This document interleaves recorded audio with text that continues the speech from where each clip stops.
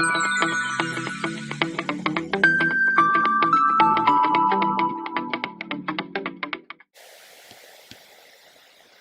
everyone, welcome to the video series of the subject Object-Oriented Programming using Java. Myself, Hemanisha, I am working as an assistant professor in LG Institute of Engineering and Technology. In this video lecture, I am going to cover the execution of exception handling, and this topic is a part of unit number 4, package and exception handling. In the previous video lecture, we have already done with what is exception handling, what is the advantage of exception handling, and what are the keywords which are used for the exception handling mechanism that we have already covered. Now, you must know the working of these keywords. For that, you have to see this video. So here, you must know which statement may generate the runtime exception. Say for the example, whenever you are writing such a code, integer result equals to 50 divided by 0. That means you are going to divide some integer value by 0. So whenever you are going to divide something with 0, it always generate divide by 0 error. This error is represented by the object of the class arithmetic exception. This error is basically object of arithmetic exception, and the message of this error is divide by 0. Now, this second scenario that may generate the error, if you are creating some object and you are accessing the method on the object and the object have no memory, that means it pointing to some null value. At that time it generates the non-pointer exception. For that, I have taken one example. I am going to create the object of the string, but I am just assigning null to this object string name. Name is an object name, and I am assigning null value to this object. And after assigning null value, I am going to access the function length function of a string class. So it generates the runtime exception, null pointer exception, because this name object pointing to null. So this particular exception is represented by object of null pointer exception class.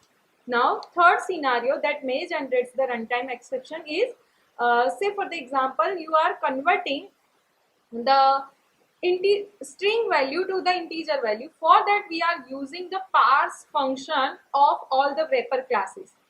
Say for the example, I am having some integer value in some string variable, and I want to convert it into string to int.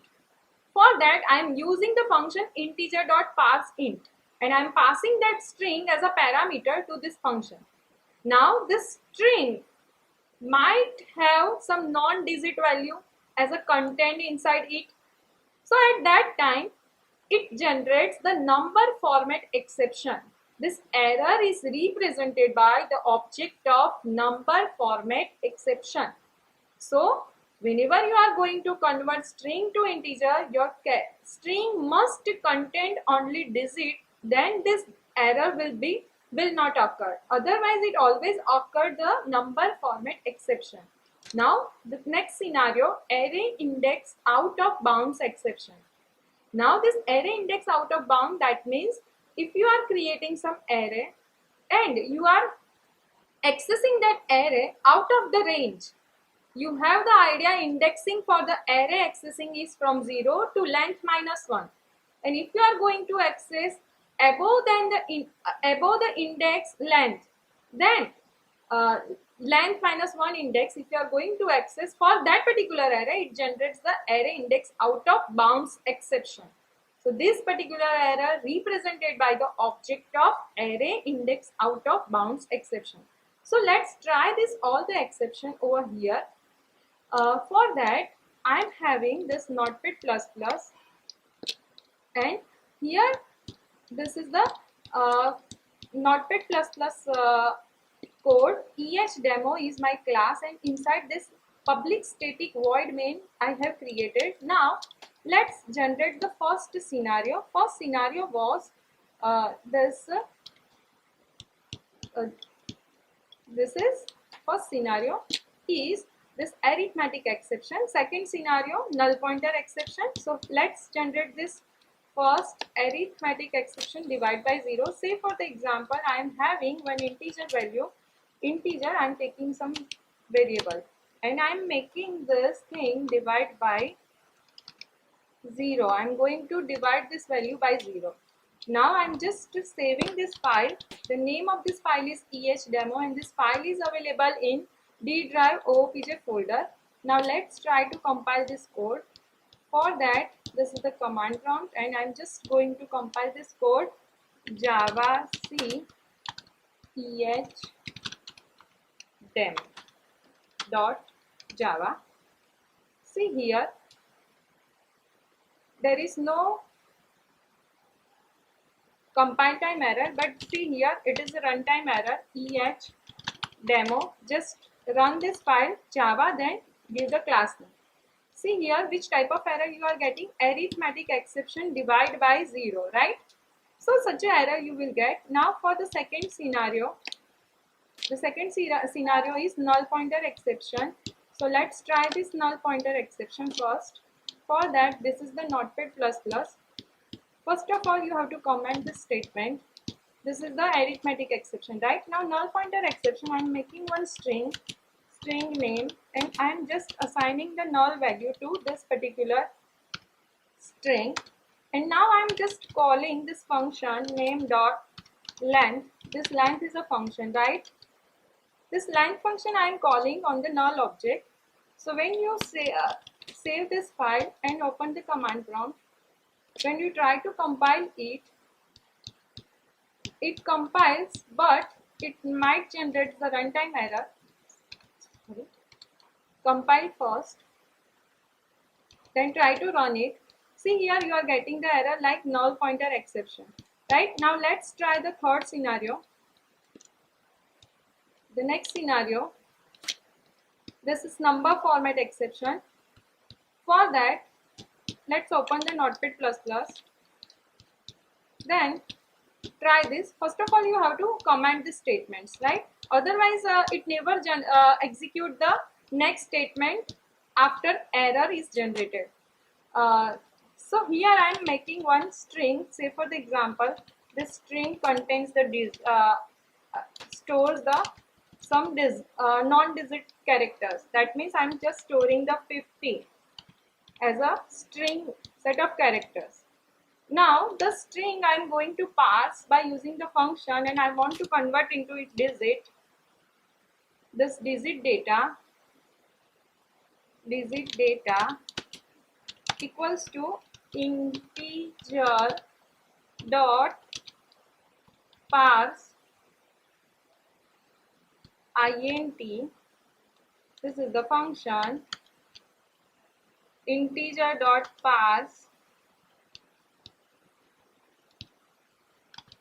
int. Integer I want to convert. Which thing I want to convert? This b value I want to convert. So just save this file and again open the command prompt and just try to compile it. It will compile. Let me clear screen. Then first of all compile this file and see. It generates the runtime error. The runtime error is number format exception for the input string, right? This input string cannot be converted into this number.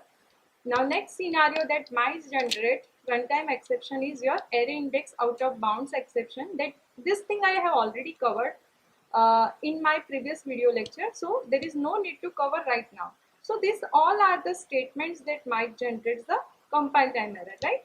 Now whenever such an exception are available in your code, you can do exception handling mechanism in your program.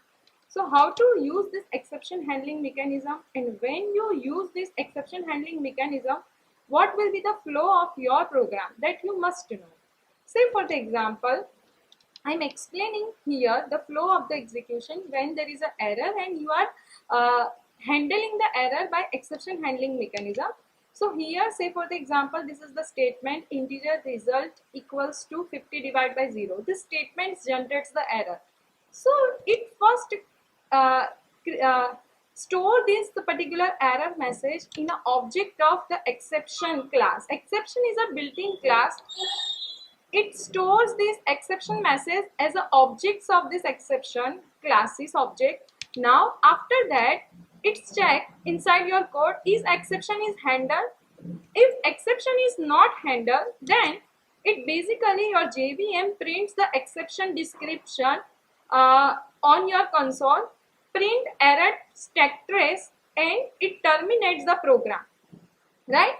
The scenario that we have seen over here is like this. If you have this, if you observe this screen, then the whatever is printed over here, this is called the error stack. Print error stacks.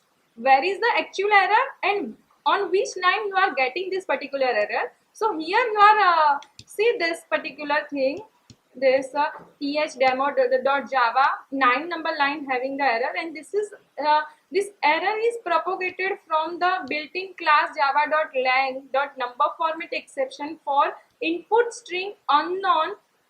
This particular line having the error, and this error is propagated over here, right? So this is called the error print stack trace, and your program will not execute further, right? So another mechanism you can apply if you are using the exception handling mechanism. That means if you are using this try catch and try catch mechanism in your program, then your program flow will be like this. That means if you are using this try catch mechanism, then it executes the catch block and your remaining rest of the code will be executed. And here your rest of the code will never execute. It automatically terminates your program and it always prints the error stack trace only. So hope you people are clear what is the flow if you are not handling the runtime exception, and if you are handling the runtime exception, then what will be the flow. So let's try this flow in our program. Say for the example, here in the Notepad++, see here, if I am going to handle this program exception by using the try, then I can handle like this. Make this statement inside the try block, this single statement having actually error. So find out the code statements that might generate the runtime error and put it inside the block. And this block is called as an error observation block, try block. Right now, this try block inside and catch the exception. This exception is basically which exception? Number format exception is generated by this particular line. So you can write the exception class name over here inside the catch. Keep in mind one thing, if you are not knowing the exception class name, then you can directly write the superclass name, and the superclass name of exception is exception itself. So here you directly write the exception itself also. Now I am just printing the error. Instead of printing that error message, I am just printing the handling message. Handling message, that means I want to print string not content, string not content digit, content digit, or it cannot be converted, it cannot convert into the number, right? So this message you can write over here like this, and you can compile this code. Now here if you are writing the rest of the line, then this rest of the line will also execute. Say for the example, rest of code. It is over here, right? So here this will work. Now let me save this file and open the command prompt and try to compile it. Now what will happen now? Okay, there is one error. system.out.println. So here, actually I have to put this line in a single line. System.out.println. Now let me save this code. There is no error actually, but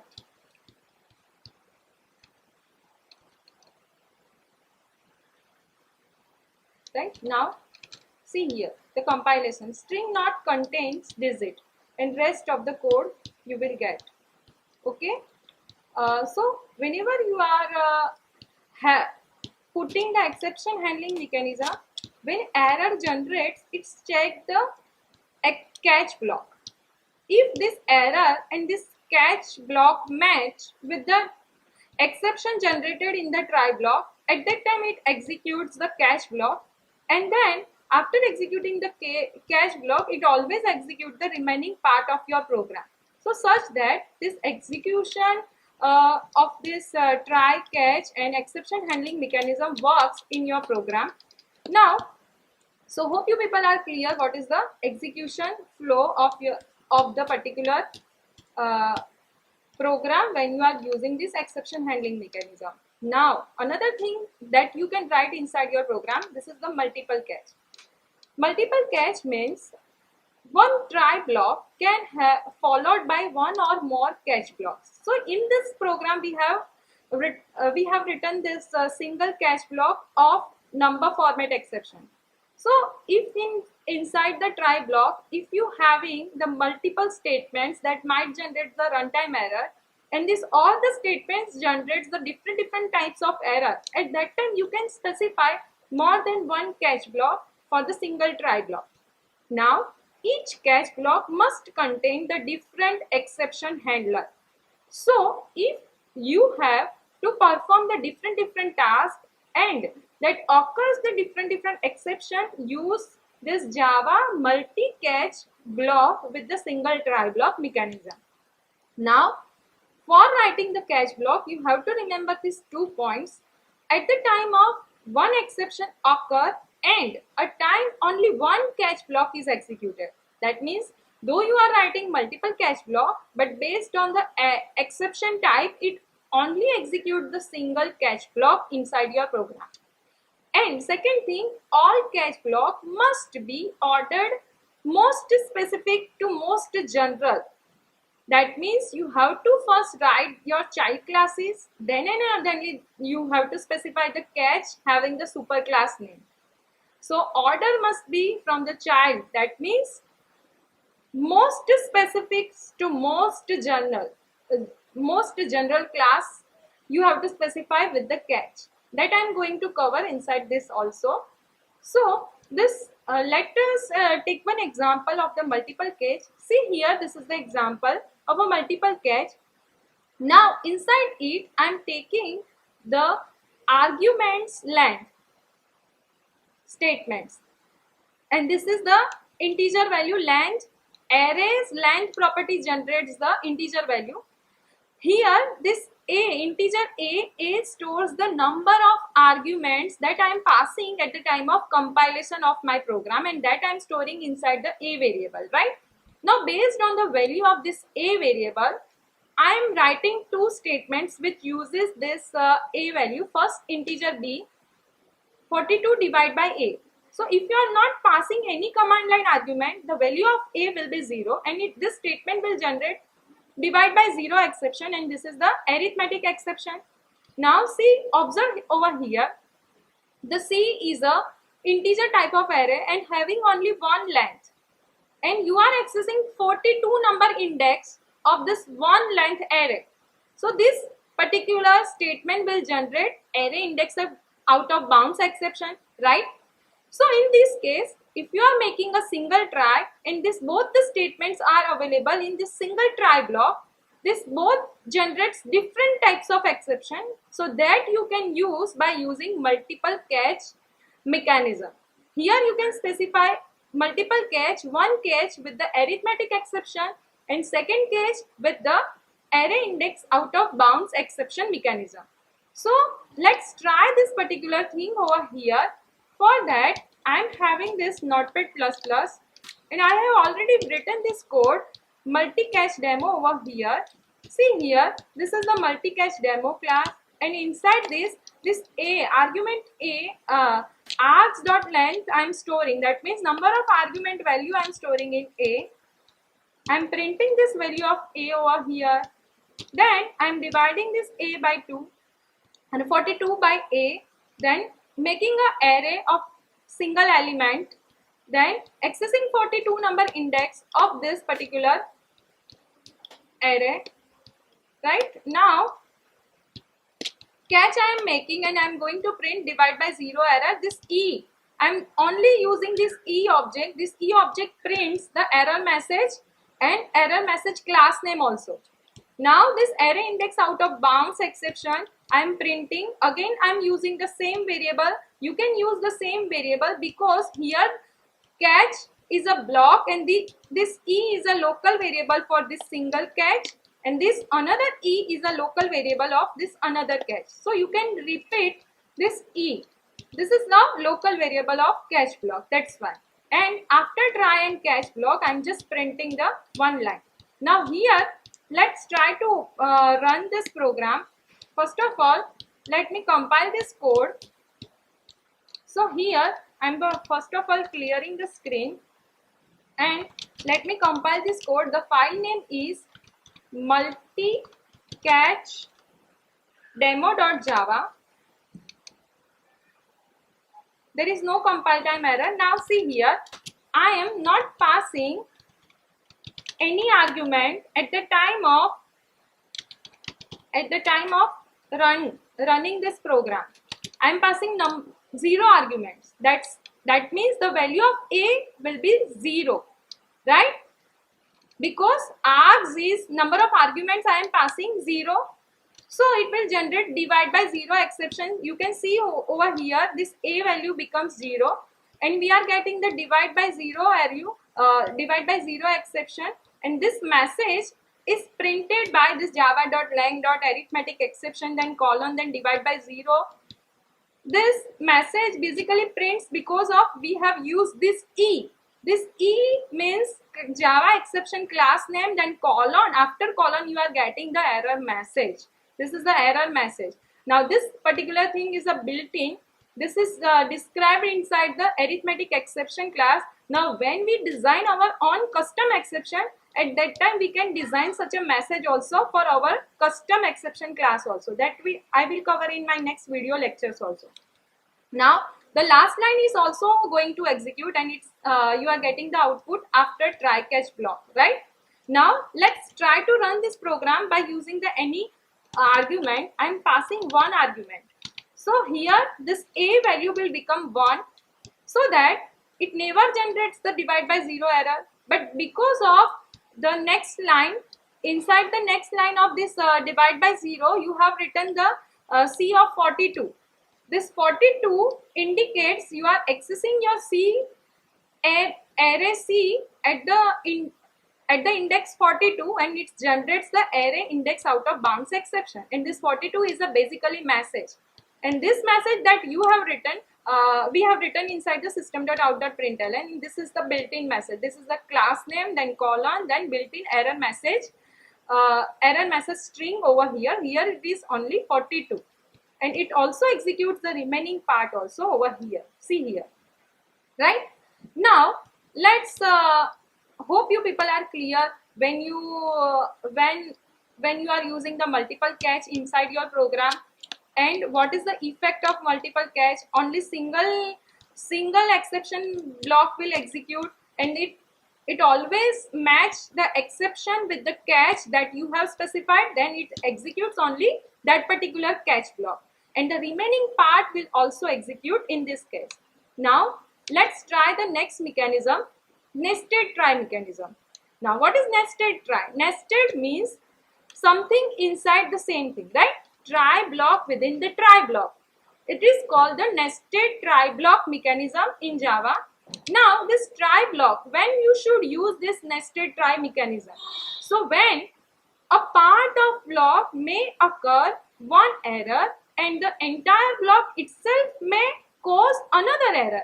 In such a case, this exception handler to be nested. You have very large number of statements in a single try block, and from that 5 to 6 statements having some common error and another statements having some other common error. At that time you should go for the nested try mechanism. So let's try one example. I'm overviewing the syntax of the nested try over here. See here, this nested try demo is a class having public static void main. Now inside the outer try block, I'm taking the number of arguments in the a variable. Then I'm using this a variable many times. First of all, I'm calculating this b value by 42 divided by a. Then I'm just printing this value of a over here. Now inside the another try block, that means try inside try, I am making it. So it is called the nested try. Now inside the try block, I am again checking this a equals to 1. Then I am again generating divide by 0 value. And for a equals to 2, I am generating the array index out of bound exception by writing the statements. So here you can write the catch for the inner try also, and here you can write the catch for the outer try also. You just need to observe the brackets that you are going to close. So here find out the lines that may generates the error. So here first it is divide by 0. Here the second statement that might generate the divide by 0, and the third statement that generates the array index out of bounds exception, right? So these three we are handling.